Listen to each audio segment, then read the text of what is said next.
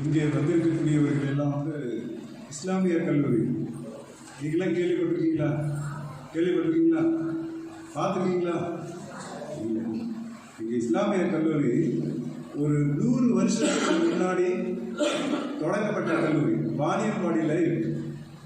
அந்த கல்லூரியில் பணி புரியக்கூடிய பேராசிரியர் உங்கள் ஸ்கூலில் ஆசிரியர்னு சொல்லுவாங்க இல்லையா, அங்கே பேர் பேராசிரியர்.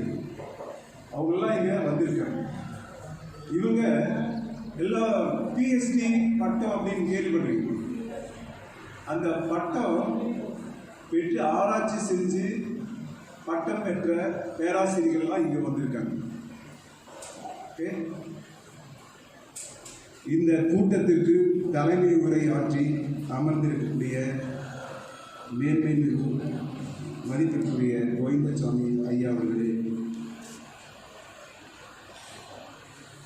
இங்கு பேசி அமர்ந்திருக்கக்கூடிய இந்த பள்ளியினுடைய தலைமை ஆசிரியர் அவர்களே மற்றும் இங்கே வந்திருக்கக்கூடிய ஏலகிரி வாழ் பெருமக்களே, உங்கள் அனைவருக்கும் என்னுடைய முதற்கண் வணக்கத்தை தெரிவித்துக் கொண்டு, ஒரு 5 மணித்துளிகள் எடுத்துக்கொண்டு இந்த தேன் வளர்ப்பு அதனால் ஏற்படக்கூடிய எவ்வளோ வருமானம் அந்த மாதிரி செய்யலாம் அப்படிங்கிற ஒரு ஒரு ஒரு சின்ன விஷயத்தை இது சொல்லிடுறேன். இங்கே தேன் உங்களுக்கு அறிமுகம் இல்லாத விஷயம் எல்லாம் கிடையாது. தேன் ஒவ்வொரு இங்கே ஏலகிரி சுற்றி இருக்கக்கூடிய பெருவாரியான மரங்களில் தேன்கூடு நிறைய வச்சிருக்கு. இந்த தேனை பற்றியான ஒரு அறிவு உங்களுக்கு தேவையில்லை. உங்களுக்கு ஏற்கனவே தேன் நம்ம மாதிரியாக இந்த கிளைண்ட்ஸில் இந்த ஊர்களில் இருக்கக்கூடியது இங்கே இருந்தால் தேன்லாம் வருது, அந்த இது கூட நமக்கு தெரியும். இருந்தாலும் தேனை பற்றி தெரியாத ஒரு சில விவரங்களை உங்களிடத்திலே சொல்லி முடிக்கலாம் என்று இருக்கிறேன். இந்தியா ஒரு மிகப்பெரிய நாடு. இந்த மிகப்பெரிய நாடு காட்டு வளம் ஏறத்தாழ 30 லட்சம் ஹெக்டேர்களுக்கு உண்டு காடு.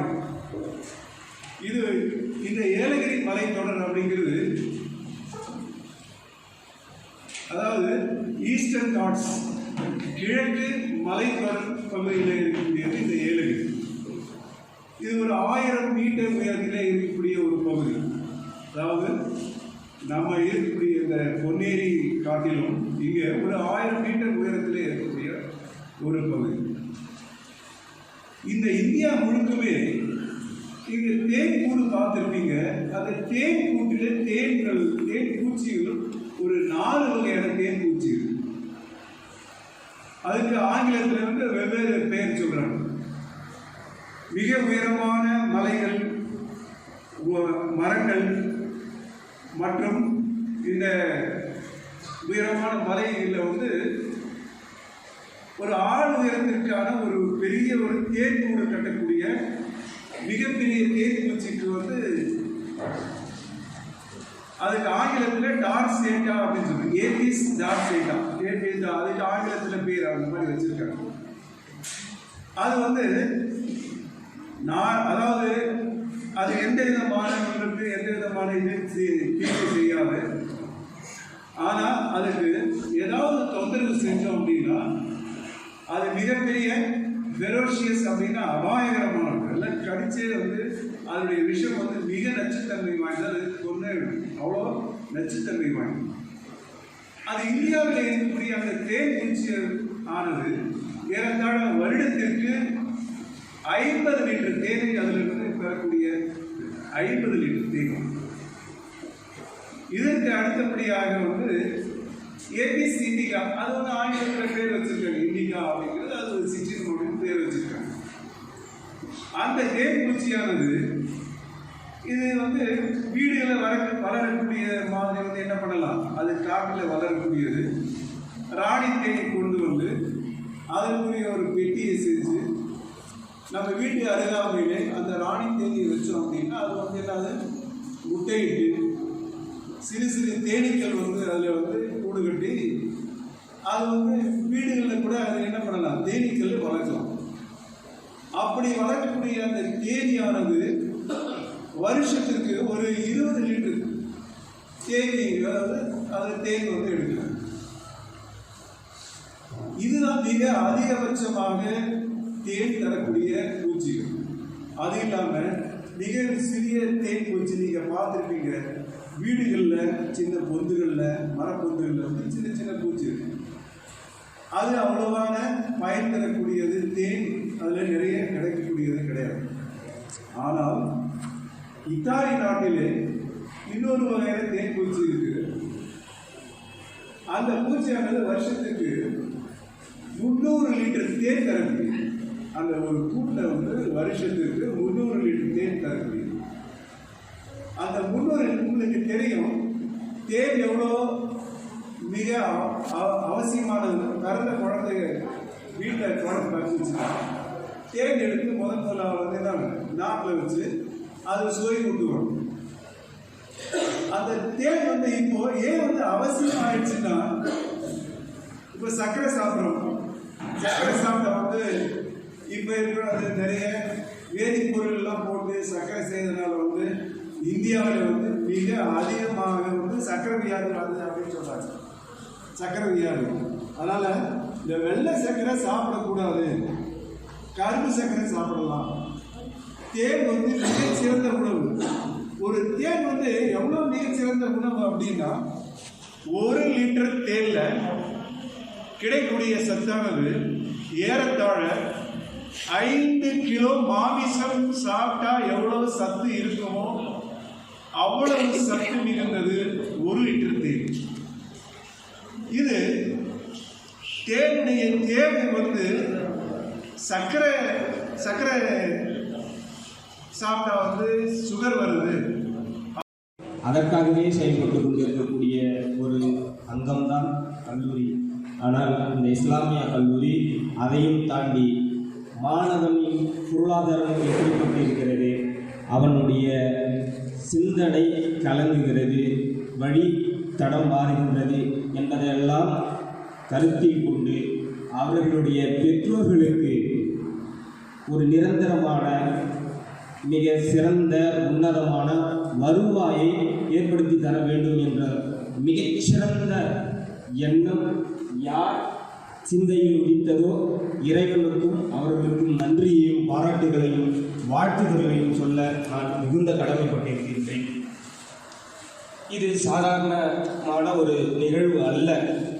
இங்கு திரளான மக்கள் குழுமி இதை பெற்றுக்கொள்ள வேண்டிய தருணமாக இருந்தாலும் கூட, குறைவாக இருந்தாலும் அது நிறைவாக இருக்கட்டும் என்ற ஒரு ஆசையோடு இப்பொழுது மீன் வளர்ப்பு என்ற தலைப்பிலே நான் மிக முக்கியமான ஒரு சில விஷயங்களை மட்டுமே பேச விளைகிறேன்.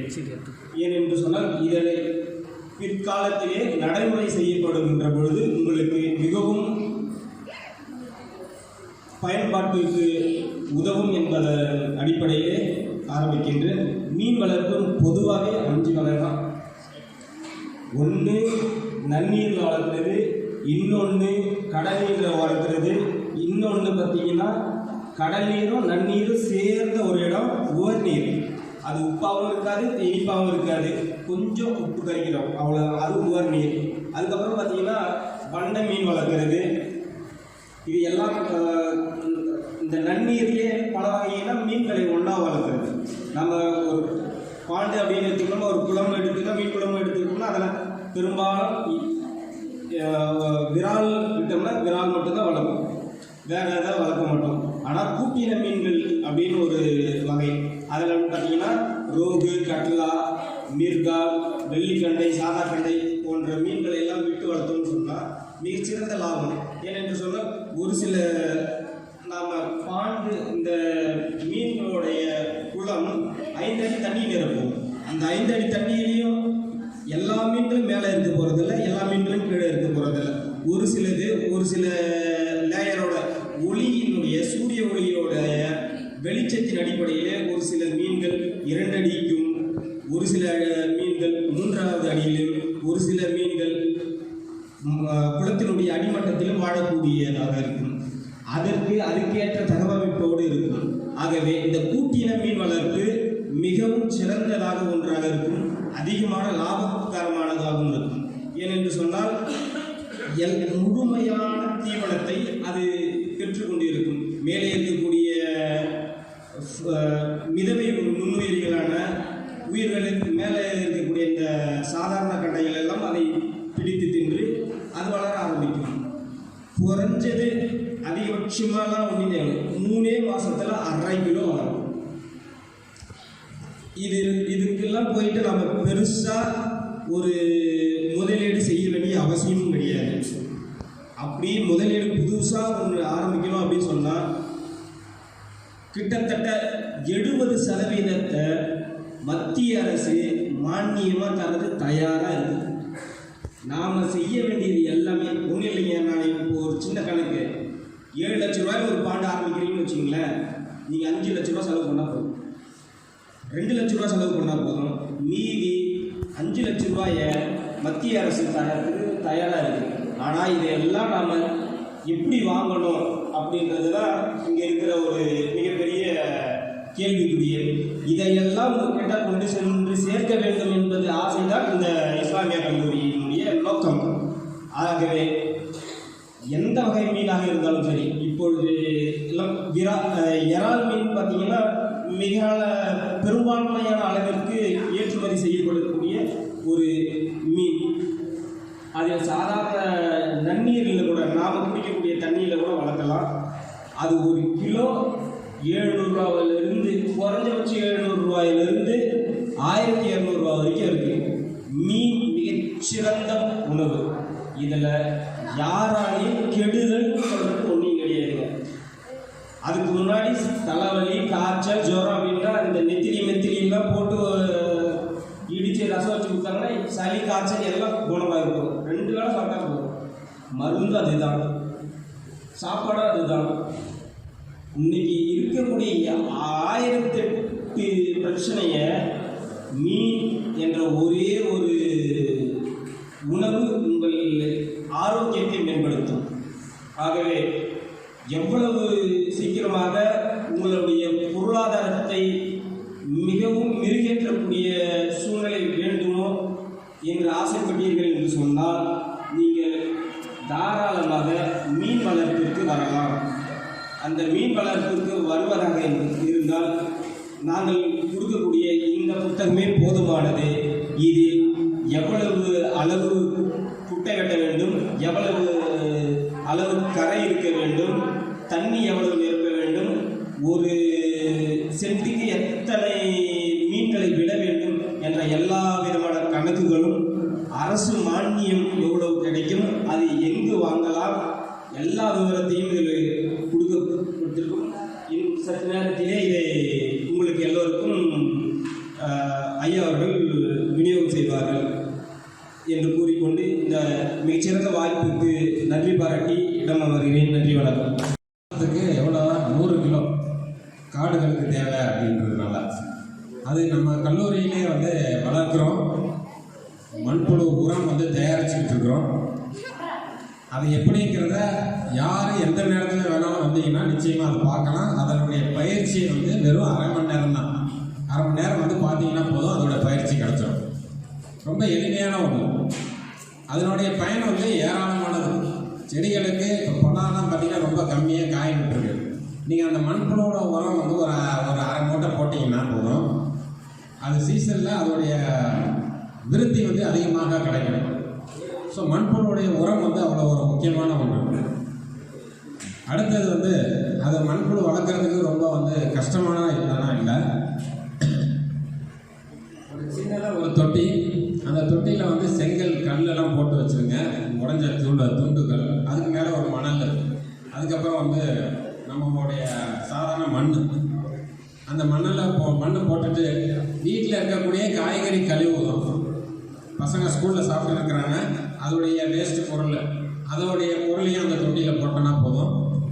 ஒரு 10-15 வகையான புழு அதை வந்து அதில் போட்டுட்டா போதும். 1 மாதத்துலேயே அதை என்ன செய்ய ஆரம்பிச்சிடும், நம்ம போட்ட காய்கறியெல்லாம் வந்து சாப்பிட்டு மண்ணே கலர் மாறிடும், கருப்பாயிடும். அந்த மண்ணை மட்டும் தனியாக எடுத்து விற்கலாம். கிலோ வந்து 8 ரூபா 10 ரூபா விற்கிது. மண் காசாக்கிறது. இது மாதிரி வந்து தொடர்ந்து செஞ்சுக்கிட்டே வந்தோம்னா லாபகரமான தொழிலில் மண்புழு உரம் வந்து இவ்வளோ தான் தயாரிக்கக்கூடிய விஷயம். அடுத்தது 2வது தலைப்பு வந்து மூலிகை செடி. மூலிகை செடியில் ஏராளமான பயன்கள் இருக்குது. பலா நமக்கு ஏலகிரியில் பார்க்கணும், ஏகப்பட்ட பலா மரங்கள் வந்து நிறைய இருக்குது. ஏன்னா அதுக்கான தகுந்த சூழல் இங்கே இருக்குது. உலகத்திலேயே வந்து பார்த்திங்கன்னா பலா மரம் வளர்ச்சி வியாபாரத்தில் பார்த்திங்கன்னா இந்தியா 7வது இடத்துல தான் இருக்குது. தமிழ்நாட்டில் வந்து பார்த்திங்கன்னா கடலூர் மாவட்டம் நெய்வேலியில் தான் வந்து பார்த்திங்கன்னா அதிகமான வளர்ச்சி இருக்குது. ஆனாலும் இந்தியாவில் 7வது இடத்துல இருக்குது உலகத்திலேயே. அப்போ நம்ம வந்து என்ன செய்யலை, அதான முன்னேற்றம் அதோடைய முயற்சி வந்து நம்ம செய்யாமல் இருக்கோம். ஏற்ற சூழல் இங்கே இருக்குது, ஆனால் அதோட முயற்சி வந்து செய்யலை. ஐயா சொன்ன மாதிரி வந்து அருகம்புல்லும் வந்து பயனுள்ளது தான். அது மாதிரி ஏராளமான மூலிகை செடியை மட்டும் நான் சொல்லிடுறேன். துளசி செடி அது வந்து சளிக்கும் செரிமானத்தன்மைக்கும் நல்லது. கடுக்காய், வெற்றிலை, பலா, கற்றாழை செடி, சித்திரத்தை வந்து இருமலுக்கு நல்லது. நெல்லிக்காய் வந்து பித்தத்தை தடுக்கக்கூடியது. அடுத்தது வந்து கொசுவிரட்டை செடி, அதுவும் இங்கே வந்து இருக்குது. நான் வந்து கிட்டத்தட்ட வருஷம் வந்து ஏலகிரி மாவட்டத்தை வந்து நான் இங்கே வந்து சுற்றி பார்ப்பேன். ஏலகிரியில் நிறைய மூலிகை செடி வந்து ஆராய்ச்சி வந்து பண்ணி ஒரு புத்தகமாக வந்து ரெடி பண்ணிட்டு இருக்கோம். அதில் நிறைய நம்ம பார்க்கலாம். சிற்றனத்தை சிறியானங்கைன்னு சொல்லக்கூடிய நிலவேம்பு செடி, துத்தி செடி மூலத்திற்கு நல்லது. பிரண்டை வந்து கால்சியம் சத்து, இரும்பு சத்து அதிகமாக இருக்குது. அதே மாதிரி வந்து அஸ்வகந்தான்னு சொல்லக்கூடியது உலகத்திலேயே அதிகமாக கோடிக்கணக்கில் சம்பாத்தியம் செய்யக்கூடிய ஒரு செடி பார்த்திங்கன்னா அஸ்வகந்தான்னு சொல்லுவாங்க. உடல் பலம் கொடுக்கக்கூடிய ஒரு செடி. அது வந்து கிழங்கு. அடுத்தது வந்து நர்சரியில் நான் இங்கே நம்ம ஏலகிரியில் நர்சரி இருக்கு இல்லையா, அங்கே போட் ஹவுஸ் போகிற வழியில் கார்னரில் இருக்குது. அங்கேயே என்கிட்ட கேட்டாங்க, கடுக்காய், தாண்டிக்காய், நெல்லிக்காய் இந்த செடி இருந்துச்சுன்னா கொஞ்சம் கொடுங்க, இங்கே வியாபாரத்துக்கு தேவைப்படுது அப்படின்னு. எவ்வளோ செடிங்க வேணும் அப்படின்னு வேணும் அப்படின்றாங்க. எவ்வளோ கொடுப்பீங்கன்னா எவ்வளோ விலை வச்சாலும் நாங்கள் வாங்கிக்குவோம் அப்படின்றாங்க. அப்போ எந்த அளவுக்கு டிமாண்ட் இருக்குன்னு பாருங்கள் மூலிகை செடி. அப்போ இதை வந்து நம்ம வீட்டை சுற்றி வந்து சின்ன சின்ன செடிகள் வளர்த்தோம்னா நிச்சயமாக வந்து பெரிய லாபம் வந்து கிடைக்கும். ஸோ இதோட நான் இந்த உரையை நிறைவு செய்கிறேன். மூலிகையும் வந்து மண்புழு உரத்தை பற்றி சொன்னேன். இதை வந்து வேற ஏதாவது சந்தேகம் இருந்தால் நிச்சயமாக எங்களை வந்து தொடர்பு கொள்ளுங்கள். இத்துடன் நன்றியை நிறைவேற்றி நான் நம்மளுக்கு நன்றி சொல்கிறேன். நன்றி. காளான் ஒரு பூஞ்சை, ஃபங்கஸ்ன்னு சொல்லுவாங்க. உலகம் முழுவதும் 60,000 வகை காளான் இருக்கிறது. அதில் 2,000 வகை தான் உண்ணக்கூடிய வகை. இமாச்சல் பிரதேசத்தில் அதிகப்படியான காளான்கள் வளர்க்குறாங்க. நம்ம இந்தியாவில் வந்து 248 வகை வளர்க்குறாங்க. ஆனால் நம்ம ஏரியாவில் என்னென்ன வளர்க்க முடியும்னா ஒரே 3 தான். மொட்டு காளான் சொல்லக்கூடிய பட்டன் காளான், சிப்பி காளான் சொல்லக்கூடிய ஆயிஸ்டர் காளான், பால் காளான் சொல்லக்கூடிய மில்கி மஷ்ரூம், இது மட்டும் வளர்க்க முடியும். இதில் மொட்டு காளானுக்கும் பால் காளானுக்கும் அதிகப்படியான வேலை, கொஞ்சம் பண செலவாகும். ஆனால் சிப்பி காளான்னு சொல்கிறது, நீங்கள் உங்கள் வீட்டில் ஒரு 5 அடி இடம் இருந்தாவே போதும், அந்த இடத்துல ஒரு 100 ரூபா செலவு பண்ணி 500 ரூபா வரை சம்பாதிச்சிடணும். அதுக்கு என்னென்ன தேவைன்னு சொல்ல பாருங்க. ஒரு பாலித்தீன் கவர். என்ன சார் பிளாஸ்டிக் பேன் பண்ணிட்டாங்கன்னு சொல்கிறாங்க, நீ பாலித்தீன் கவர்னு சொல்கிறீங்க, தப்பாக நினைக்காதீங்க. கவர்மெண்ட் அப்ரூவ் பண்ண ஒரு பாலித்தீன் கவர், ஒரு அடியில் இருக்கக்கூடிய கவர். அடுத்தது வைக்கோல் பில், நீ யூஸ் பண்ணுறீங்கன்னா பசு மாடுகளுக்கு தீவனம் போடக்கூடிய வைக்கோல் பில். அதுக்கு அடுத்து ஒரு விதை, அந்த காளான் விதை. அது எங்கே கிடைக்கும்னா தமிழ்நாடு அக்ரிகல்ச்சர் யூனிவர்சிட்டி சொல்லக்கூடிய வேளாண் பல்கலைக்கழகத்தில் கிடைக்கும். இல்லைனா நம்ம ஜமுனாமத்தூர் மலைப்பகுதியில் சில பேர் விற்கிறாங்க, திருப்பத்தூரில் கூட விற்கிறாங்க. அது ஒரு பேக், 1/2 கிலோ பேக் வந்து பார்த்தீங்கன்னா 50 ரூபா தான். இது தேவை. ஸோ ஒரு பாலித்தீன் பேக், வைக்கோல் புல்லு, இந்த வித்து, இது 3. ஒரு டெட்டால் பாட்டில் 25 ரூபாய் ஒரு பாட்டில் இருந்தால் போதும். ஸோ இவ்வளோ இருந்தால் நம்ம காளானை வளர்த்துற முடியும் நம்ம வீட்டில். ஸோ இதுக்கு முக்கியமான தேவை சுத்தம். நம்ம எவ்வளோ சுத்தமாக இருக்கிறோமோ, நம்ம இடம் எவ்வளோ சுத்தமாக இருக்குதோ அந்த அளவுக்கு நம்ம காளானை எடுத்துக்கணும். சார் எவ்வளோ நாளில் வளர்க்க முடியும் அப்படின்னு கேட்டீங்கன்னாக்கா, மொத்தம் 60 நாட்கள். ஒரு பேக் செஞ்சு போகிறீங்கன்னாக்கா 60 நாட்கள் 3 அறுவடையை பார்த்துடலாம். 21வது நாள் ஃபஸ்ட்டு அறுவடை, அதுலேருந்து 10 நாள் கழிச்சு 2வது அறுவடை, அதுக்கு ஒரு 10 நாள் கழிச்சு 3வது அறுவடை. நான் சொன்னது வைக்கோல் 5 ரூபாயிலேருந்து 10 ரூபா கிடைச்சிடும். 50 ரூபா ஸ்பான், நீங்கள் செலவிடக்கூடிய டைம் காலையில் 1 hour, ஈவினிங் 1 hour. சும்மா தள்ளி தெளிச்சு விடணும். ஸோ என்ன பண்ணால் அந்த பேக்கை நல்லா சுத்தம் பண்ணிவிட்டு வைக்கோல 4 இன்ச்சு துண்டு துண்டாக கட் பண்ணிவிட்டு நல்லா நம்ம மக்காச்சோளம் வேக வைக்கிற மாதிரி தண்ணியில் போட்டு நல்லா வேக வச்சு எடுக்கணும். இது பேர் ஸ்டெரைலைசேஷன் சொல்லுவாங்க. அதில் இருக்கக்கூடிய பாக்டீரியாஸ் கழிவுகள்லாம் போயிடும். அதை எடுத்து பெட்டின்னு சொல்லுவாங்க. சும்மா 4 சென்டிமீட்டருக்கு பேக்கில் வைக்கணும். அடுத்து அந்த ஸ்பான்னு சொன்னே வித்து பல்கலைக்கழகத்தில் வாங்கக்கூடிய வித்து இல்லை நாங்களே கூட செஞ்சு கொடுப்போம். அந்த வித்து எடுத்து அதை ரவுண்டாக போடணும். மறுபடியும் கொஞ்சம் வைக்கோல் பில்லை வைக்கணும். அந்த வித்தை ரவுண்டாக போடணும். மறுபடியும் கொஞ்சம் வைக்கோல் பில். இந்த மாதிரி 5 அடுக்கு ஒரு அடி பேக்கில் செஞ்சிடலாம். இதெல்லாம் செஞ்சு முடிச்சு நல்ல ரப்பர் பேண்டு கட்டிட்டு ஆங்காங்க கொடை போட்டு ஒரு இடத்துல மாட்டி விட்டுற வேண்டியதான் உங்கள் வேலை. அதுக்கு மேலே என்ன பண்ணால் சுற்றி கோணி பை இருக்கு இல்லையா, அந்த கோணி பையை கட்டிட்டு அந்த கோணி பை மேலே தண்ணி தெளிச்சு விடணும். அவ்வளோதான்.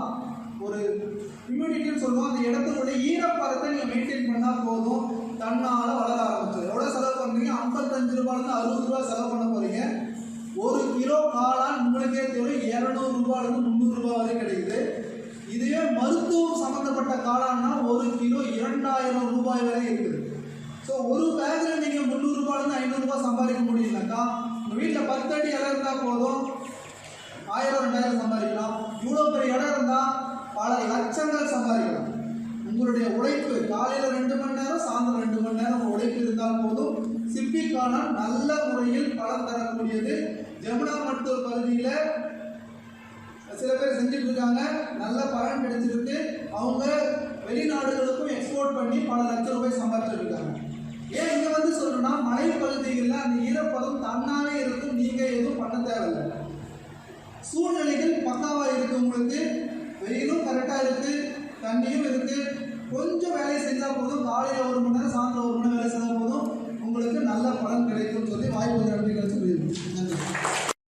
மூன்றாவதாக என்று வணங்கி இங்கே வந்திருக்கின்ற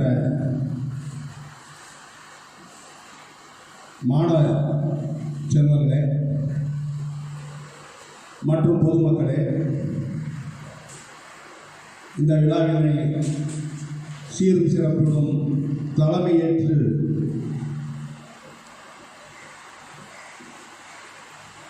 அமர்ந்துள்ள திரு கோவிந்தசாமி ஐயா அவர்கள், பஞ்சாயத்து முன்னாள் தலைவர் ஏலகிரி, மற்றும் தலைமை ஆசிரியர் சீனிவாசன் மற்றும் திரு அச்சுதன் மற்றும் பேராசிரியர் பெருமக்கள் எல்லோருக்கும் என்னுடைய மாலை நேர வணக்கத்தையும்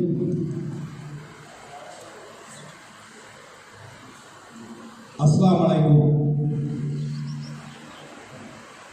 தெரிவித்துக் கொண்டு,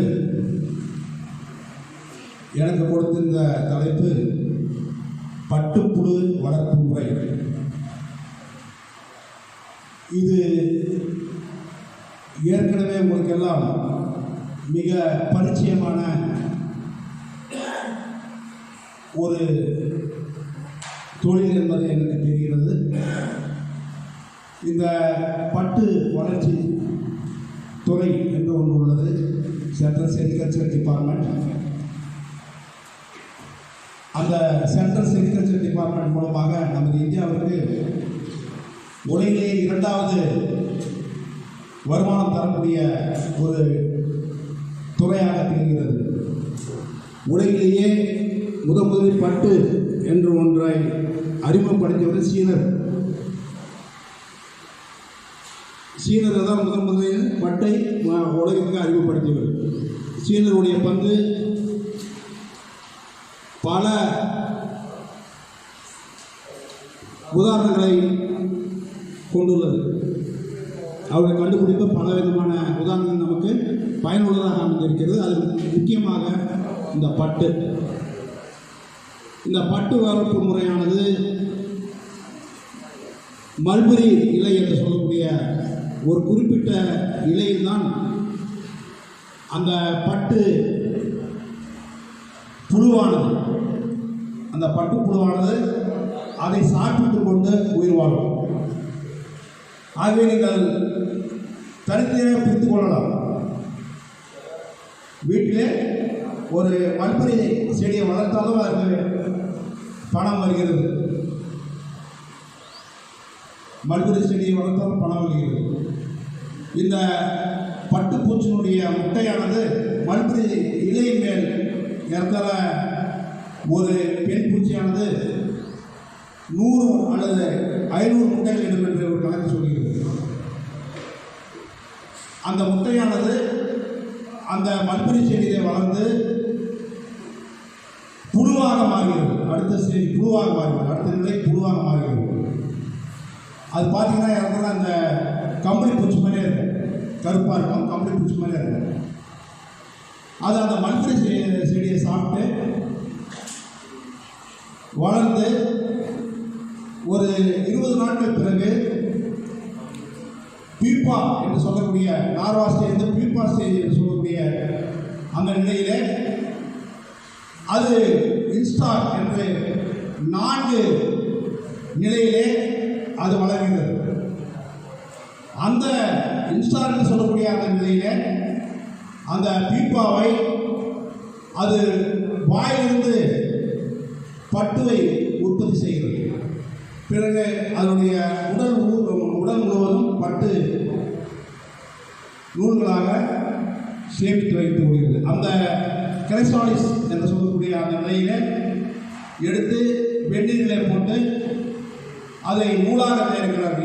ரேரிங் சென்டருக்கு அந்த அனுப்பிச்சிட்டிங்கன்னா அது நூலாக கிடைக்கிறது. ஆகவே இந்த பட்டு வளர்ப்பானது மிக எளிதான முறையில் நம் வீட்டிலே வளர்த்து பணம் சம்பாதிக்கக்கூடிய ஒரு அரிய வியாபார நோக்கத்தோடு உங்களை போன்ற ஏலகிரியில் வாழ் மக்களுக்கு வாழ்வாதார மேம்பாட்டு திட்டம் மிக சிறந்த முறையில் கண்டிப்பாக அமையும் என்று சொல்லி இங்கு வந்திருக்கின்ற எல்லோருக்கும் என்னுடைய பணிவான நன்றியை தெரிவித்துக் கொண்டு இந்த வாய்ப்பை நல்கிய இந்த எங்கள் இஸ்லாமிய கல்லூரியுடைய பேராசிரியர், துணை பேராசிரியர் முனைவர் அப்துல் ஜாபர் அலிக்கும் மற்றும் அவர் குழுவிற்கும் மற்றும் இங்கே வரவேற்புரை இங்கே நன்றி உரை ஆற்ற உள்ள முனைவர் முஜிபுர் ரஹ்மான் ஐயா அவர்களுக்கும் மற்றும் என்னுடன் வந்து என்னை இங்கே அழைத்து வந்த எனது மாணவர் திரு பிரசாந்த் அவர்களுக்கும் நன்றி தெரிவித்துக் கொண்டு நன்றிக்கு வாய்ப்பை எடுத்து வாய்த்தொழில்நுட்பத்துக்கு நன்றியை தெரிவித்துக் கொள்கிறேன். நன்றி, வணக்கம். மாணவ செல்வங்களே, தலைமை ஆசிரியர் அவர்களே, தலைமையேற்று நடத்தி கொண்டிருக்கும் அண்ணன் கோவிந்தசாமி அவர்களே, உங்கள் அனைவருக்கும் முதற்கண் வணக்கத்தை தெரிவித்துக் கொண்டு, கூட்டம் இருந்தாலும் இல்லாவிட்டாலும் இவ்வளவு நேரம் நமக்காக எந்தெந்த தொழிலை எப்படியெல்லாம் செய்ய வேண்டும் என்று கற்றுக் கொடுத்த இந்த பேராசிரியர்களை நாம் பாராட்டியாக வேண்டும். அடுத்த முறை இந்த பயிற்சியை ஏற்பாடு செய்ய வேண்டுமானால் ஓரளவுக்கு பொதுமக்களுக்கு இந்த செய்தி போய் கிட்ட வேண்டும். அப்படி அந்த நேரம் கிடைத்தாலும் இது போன்ற மாலை நேரத்தில் இந்த கூட்டத்தை நாம் நடத்துவது சற்று இயலாத ஒன்று. காரணம், நேரம் ஆக ஒவ்வொருத்தராக எழுந்து அவங்க வீட்டுக்கு போகிறாங்க. எதற்காக இந்த பயிற்சி அளிக்கிறார்கள் என்பதை முதலிலே நம்முடைய மலைவாழ் மக்கள் உணர்ந்து கொள்ள வேண்டும். அவர்கள் வேலை வெட்டி இல்லாமல் வந்திருக்கிறாங்களா, ரெஸ்ட் எடுக்கிறதுக்கு வந்திருந்தால் சாயங்காலமாக வந்து ஒரு 11 மணி வரையும் நம்ம மலையில் நல்ல ஜில்லுன்னு காற்று வாங்கிட்டு போயிருக்கலாம். 100 டிகிரி வெயிலுக்கு அதிகமாக இருக்குது வாணியம்பாடியில். அப்துல் ஹக்கீம் காலேஜ்னாக்கா அங்கே 100க்கு மேலே இப்படியெல்லாம் வெயில் இருந்து இங்கே வந்திருக்கிறாங்க. கொஞ்ச நேரம் உட்காந்து அப்போ நம்ம இந்த ரேட்டிங்கை கவனிக்கணும்னா அப்போ நம்ம வீட்டில் ஏராளமாக பணம் இருக்குதுன்னு தான் அர்த்தம். மலையில் இருக்கிற நிலமெல்லாம் நம்ம விற்றுட்டோம். அது அவங்களுக்கு பேப்பரில் பார்த்துருப்பாங்க. நிலம் விற்றவங்ககிட்டே போய் நம்ம வேலை செஞ்சுட்டு இருக்கிறோம். என்ன வேலை? இந்த ஏஜிஎஸ் மகால் வந்திருக்குது. இப்போ நம்ம டிடிவி தினகரன் எல்லாம் அவர் தான் கேண்டிடேட் எப்படி அந்த நிலத்தை விற்றவர் அங்கே வாட்ச்மேனாக இருக்கிறாரு. நிலத்தெல்லாம் விற்று சாப்பிட்டாரு. வெளியே கேட்டில் எல்லாருக்கும் வணக்கம் வச்சுருக்கிறாரு. நல்லா வணக்கம் வைக்கிறது நல்ல மரியாதையான காரியம் தான். ஆனால் எந்த சூழ்நிலையில் அவர் வணக்கம் வச்சுருக்கிறாரு பாருங்கள். அவருக்கெல்லாம் கண்டிப்பாக இந்த தொழில் தேவை. ஏன்னா நிலம் தான் இல்லை, இடத்தை விற்றுட்டாரு. ரொம்ப எளிய முறையில் பணம் சம்பாதிக்கிறதுக்கு என்ன வழின்னு சொல்லி கொடுத்து வந்திருக்கிறாங்க. அதுக்குள்ள பொருளாதாரத்தை எப்படி நமக்கு லோன் வாங்கி கொடுக்குற வழியும் கூட்டம் அதிகமாக இருந்தால் தானே அவங்க நிறைய நேரம் பேசுறதுக்கு. ஒரு எருது விட திருவிழாவுக்கு கூட இருந்தால் தான் எருது ஓடுது. அது ஒரே சொத்து தான் விடுறான் எருது போடலாம். அவங்க என்ன பண்ணுவாங்க, அவங்கெல்லாம் பேராசிரியர்கள் பிஹெச்டி படித்தவங்க வெறும் இந்த பெஞ்சுக்கும் 4 மாணவர்களுக்கும் அந்த பழைய மாணவர்களுக்கும் பேசுறதுக்கு வந்துக்கிறாங்க. ரொம்ப வருத்தமாக கூட இருக்கிறது. இஸ்லாமிய கல்லூரின்றது பொதுவாக எனக்கு தெரிந்த மட்டும் 2 தமிழ் பேராசிரியர்கள் கவிக்கோ அப்துல் ரகுமான், ராஜ் டிவி தொலைக்காட்சியுடைய புகழ் அப்துல் காதர் ஐயா அவர்கள், இவர்களை தான் பெரும்பாலும் இஸ்லாமிய கல்லூரிக்காக நியமனம் 1978-79 மாணவர்கள் அங்கே சேர்க்கைக்கு போனீங்கன்னா ஜோலார்பேட்டை பகுதியில் இருந்து போனால் நமக்கு அட்மிஷன் கிடையாது. ஏன்னு தெரியுமா உங்களுக்கு? அப்பொழுது நெக்ஸ்ட்லேட்டில் இருந்த ஏரியா, அந்த ஏரியா மலையில் கூட நிறைய பேர் இங்கெல்லாம் தங்கிட்டு இருக்கிறாங்க. ரெட்டி ஊர் அந்த பகுதியில் போனால் அந்த மாதிரி நல்ல ஒரு ஒழுக்கத்தை கற்றுக் கொடுக்கக்கூடிய ஒரு கல்லூரி அது. அந்த கல்லூரியில் படித்து எவ்வளோ பெரிய பெரிய பெரிய பள்ளிக்கூடங்கள்லாம் கவிக்கோ அப்துல் ரஹ்மான் நம்முடைய இல்லை மறைஞ்சிட்டாங்க. ஆனால் அந்த தமிழ் இருக்கிற வரையில் அப்துல் ரஹ்மானை யாரும் மறக்க முடியாது. பேராசிரியர் அப்துல் காதர் அவர்களை நீங்கள் பேச்சை கேட்டுருக்க மாட்டீங்க. மிக அற்புதமான பேச்சு. எந்த இடத்துக்கு போனாலும் சூழ்நிலை தருவாய் பேசுவார். மலையில் நம்ம தயாளன் ஒருத்தர் இப்போ ஊரிஸ் காலேஜில் பேராசிரியர் இருக்காரு. அவருடைய திருமணத்துக்கு வந்துக்கிறாங்க. அப்பொழுது அவர் வாழ்த்துறை வழங்க வந்துருக்காரு. நம்மளாம் அந்த தகுதி கிடையாது, பேசுறதுக்கு நாதி இருக்காது. அப்பொழுது இந்துக்களுடைய திருமணத்தில் நம்ம காலையில் வசதி இல்லாமல் சோறு கூட போடலாம். கல்யாணம் இருந்து இப்போல்லாம் டிஃபன் தான் போடுறாங்க. மலையில் கூட டிஃபன் இருந்தால் தான் சாப்பிட்றான், சோறு தான் போயிடுறான், வீட்டில் போய் சாப்பிட்டுக்கலாங்க. ஆனால் முகமதியுடைய திருமணத்தில் எந்த நிகழ்வாக இருந்தாலும் என்ன போடுறாங்க? பிரியாணி. அந்த பிரியாணிக்கு ஒரு விளக்கம் சொல்கிறாங்க. அந்த அந்த எந்த சூழ்நிலை தகுந்த மாதிரி விளக்கம் சொன்னார் பாருங்கள். எல்லாரும் அவ்வளோ கை காட்டினாங்க. பிரியாணி ஏன் நாங்கள் முஸ்லீம் கல்யாணத்தில் பிரியாணி போடுறோம்னா, அந்த மணப்பெண்ணும் மணமகனும் பிரியாத இருக்கிறதுக்கு தான் பிரியாணி போடுறோம் அப்படின்னு சொன்னாங்க. இதே மலையில் ஆசி மோகன்தாஸ் மாவட்ட ஆட்சித்தலைவர் இருந்தார். ஐயா உங்களுக்கெல்லாம் தெரியும். அவர் ஒரு கூட்டத்தில் வாழ்த்துறை வழங்க வந்திருக்கிறார். இதில் சிஆர்எஸ்எஸ்ல பொட்டையூரில் அவருடைய இன்சில ஆசி. அதே மனசில் வச்சுக்கிட்டு அவர் ஆசி மோகன்தாஸ் அவர்கள் உங்களை எல்லாம் ஆசி வழங்குவதற்கு வந்துக்கிறாங்கன்னு பேசுகிறார். எல்லாம் சாதாரணமாக பேசிட்டேன். அதாவது நீங்கள் அடுத்த மீட்டிங் கண்டிப்பாக முடிஞ்ச ஒரு புற்றுவடி செடி போடுங்க, இல்லை நாங்களே கூட போடுறோம். இந்த காளான் வளர்க்குறது ரொம்ப எளிமை. நான் காளான் வளர்க்குறது ரொம்ப நல்லா பேசுகிறார் சார். ஏன்னா முதலீடே கிடையாது. இல்லை வைக்கப்புல் தான் சொல்கிறாரு. அதுக்காக 2 தெரியாம கூட குடிக்க சொல்லலாம், நம்ம படிக்கலாம். அதனால் எல்லாமே ஈஸியானது தான். நீங்கள் யாராவது போய் வீட்டில் செய்யணும், போய் யாருக்கிட்ட நீங்கள் பேரண்ட்டு கட்ட சொல்லலாம் கூட யாருமே இல்லை. எல்லாம் எழுதுறதுக்கு போயிட்டீங்க. ரொம்ப வருத்தமாக இருக்குது. இருந்தாலும் நம்ம அவங்களை வாழ்த்துறோம். ஏன்னா இவ்வளோ ஒரு செய்தி அறிக்கைக்கு கொண்டு இன்றைக்கி ஒரு 10 பேர் சொன்னால் கூட போதும். அது 100 பேருக்கு போய் சேர்க்கும். அந்த 100 பேரில் 4 பேர் தொழில் போனால் கூட போதும். அவங்க நன்மை அடைந்து அவருடைய உழைப்புக்கு அந்த ஊதியம் தான். ஆனால் இன்னொன்று ஐயா கிட்ட அந்த தேர்வு சமாச்சாரம் சொன்னார்ல, இப்போ நம்ம உண்ணுகிற உணவில் தானிய வகையில் ஒவ்வொரு தானியத்திலும் ஒவ்வொரு சத்து இருக்குதுன்னு சொல்கிறோம். ஆனால் தேனில் நான் எனக்கு தெரிஞ்சது வந்து கொம்பு தேன், பெட்டி தேன், மலைத்தேன். மலைத்தேன் அந்த மலையில் கட்டுறது அந்த மலைத்தேன் சினிமா பாட்டிலே மலைத்தேன் வருது இல்லையா? அந்த 2 தேனில் இந்த கொஞ்சம் இந்த பெட்டி தேனும் கொம்பு தேனும் ரொம்ப தின்னாக இருக்கும். மலைத்தேன் வந்து திக்காக இருக்குது. இப்போ அது எதாவது சத்து எதனா வித்தியாசம் இருக்குது ஐயா? தேன் இருக்குது பார்த்தீங்களா ஐயா? பெட்டி தேனில் ரொம்ப தின்னாக இருக்கும், தண்ணியோட கொஞ்சம் போட்டால் இருக்கும். ஆனால் மலைத்தேன் ரொம்ப கெட்டியாக இருக்குதுங்க. இதில் ஏதாவது வித்தியாசமான சத்து இருக்குதா? எல்லாம் ஒரே சத்து தானா?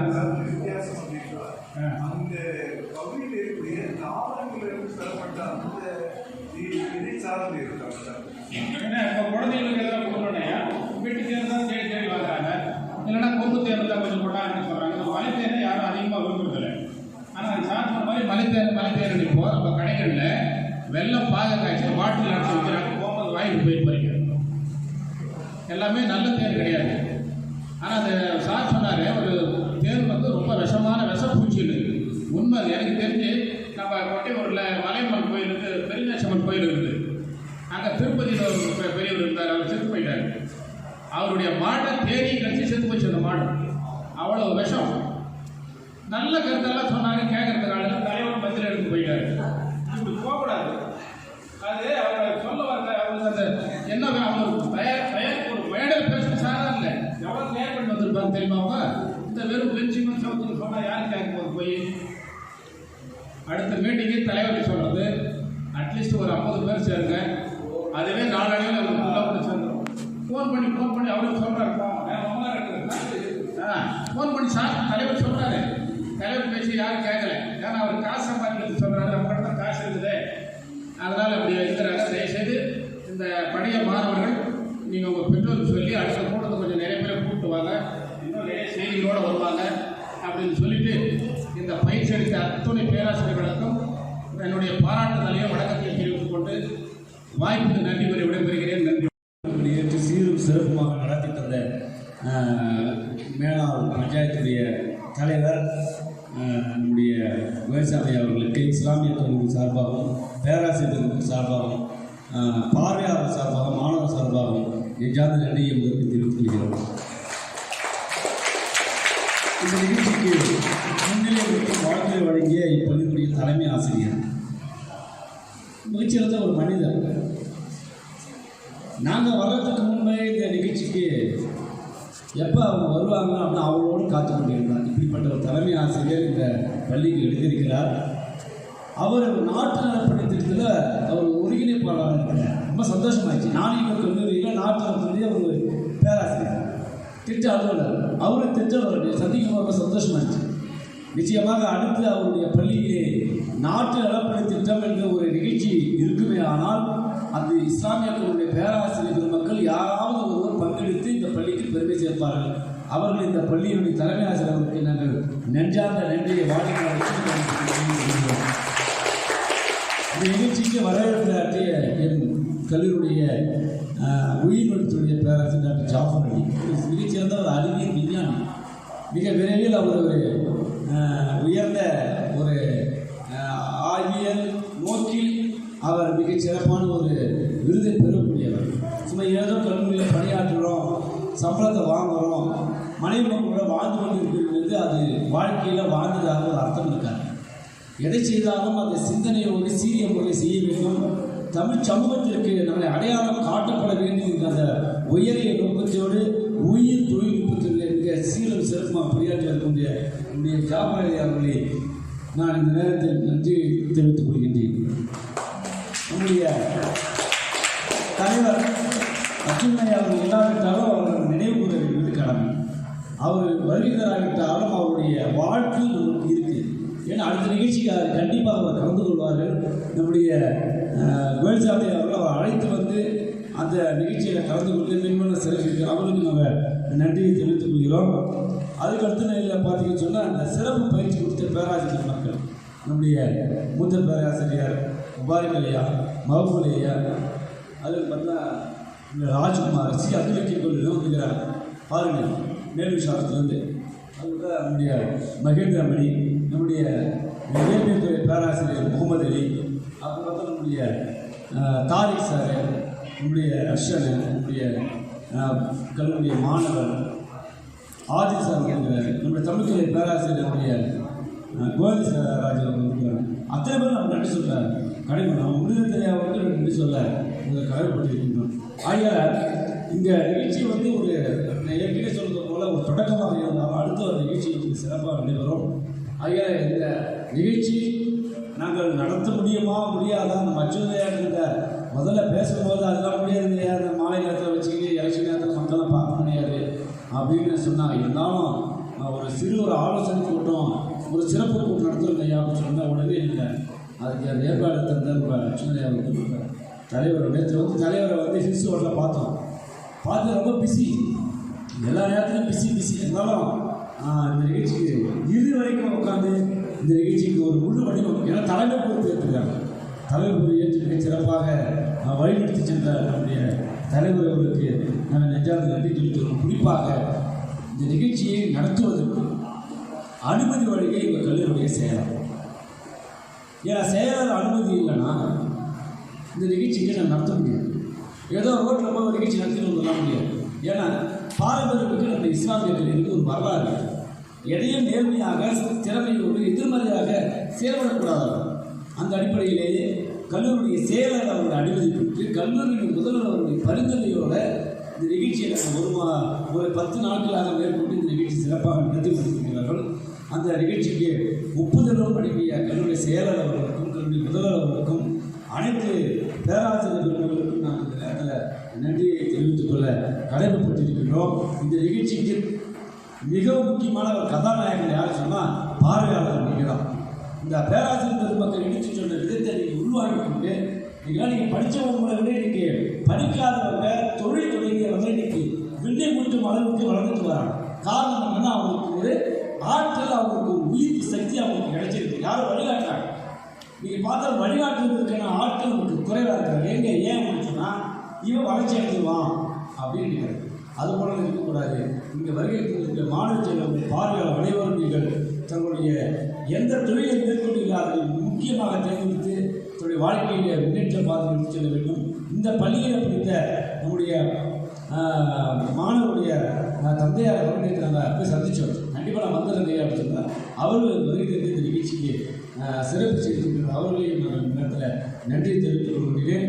மீண்டும் ஒரு முறை இந்த நிகழ்ச்சிக்கு வருகை தந்து அனைத்து நிலைகளும் ஒத்துழைப்பு அனைத்து நல்ல உணர்வுகளுக்கு நன்றி பாராட்டி விடைபெறுகிறேன். நன்றி, வணக்கம்.